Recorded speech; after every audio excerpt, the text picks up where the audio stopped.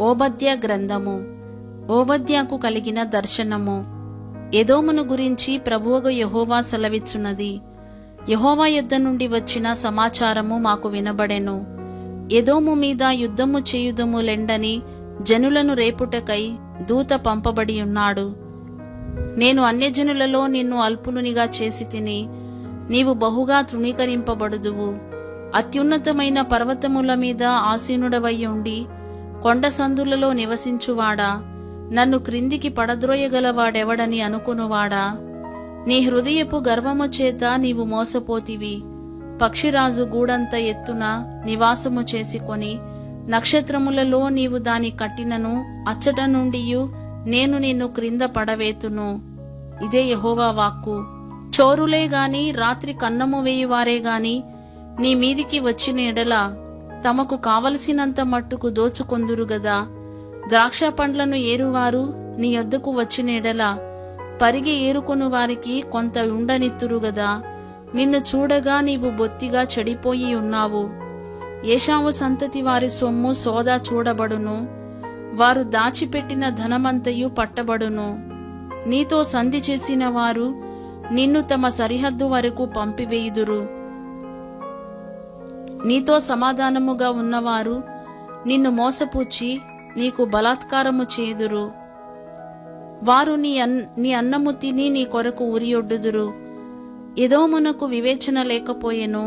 ఆ దినమందు ఏశావు పర్వతములలో వివేచన లేకపోవునట్లు ఎదోములో నుండి జ్ఞానులను నాశము చేతును.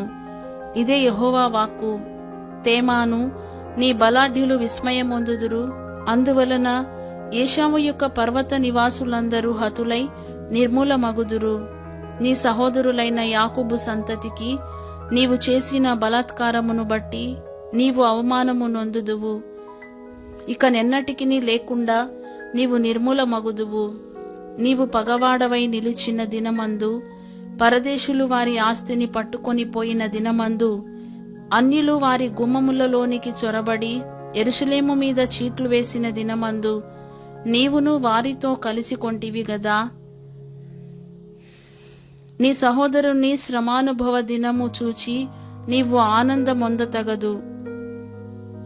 యూదావారి నాశన దినమున వారి స్థితిని చూచి నీవు సంతోషింపతగదు. నా జనుల ఆపద్దినమున నీవు వారి గుమ్మములలోనికి చొరబడదగదు. వారి ఆపద్దినమున నీవు సంతోషపడుచు వారి బాధను చూడతగదు.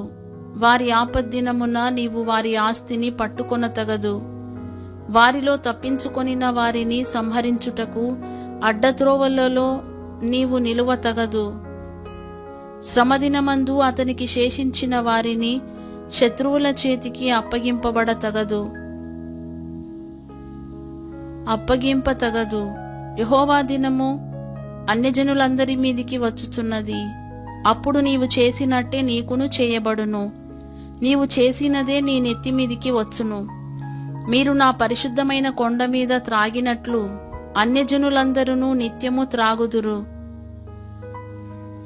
తాము ఇక నెన్నడూ నుండని వారైనట్లు వారేమియూ మిగులకుండా త్రాగుదురు. అయితే సియోను కొండ ప్రతిష్ఠితమగును, తప్పించుకొనిన వారు దాని మీద నివసింతురు. యాకోబు సంతతి వారు తమ స్వాస్థ్యములను స్వతంత్రించుకొందురు. మరియు యాకోబు సంతతి వారు అగ్నియు, యోసేపు సంతతి వారు మంటయు అగుదురు.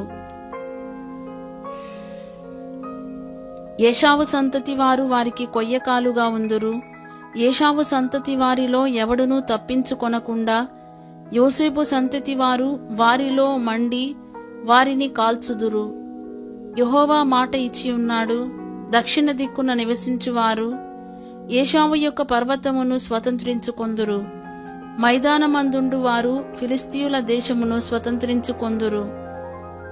మరియు ఎఫ్రాయిమీయుల భూములను, షోమ్రోనునకు చేరిన పొలమును వారు స్వతంత్రించుకొందురు. బెన్యామీనీయులు గిలాదు దేశమును స్వతంత్రించుకొందురు. మరియు ఇశ్రాయేలీయుల దండు అనగా వారిలో చెరపట్టబడిన వారు సారెపతు వరకు కనానీయుల దేశమును స్వతంత్రించుకొందురు. యెరూషలేము వారిలో చెరపట్టబడి సెఫారాదునకు పోయిన వారు దక్షిణ దేశపు పట్టణములను స్వతంత్రించుకొందురు. మరియు ఏషావు యొక్క కొండకు తీర్పు తీర్చుటకై సియోను కొండ మీద రక్షకులు పుట్టుదురు. అప్పుడు రాజ్యము యెహోవాదియగును.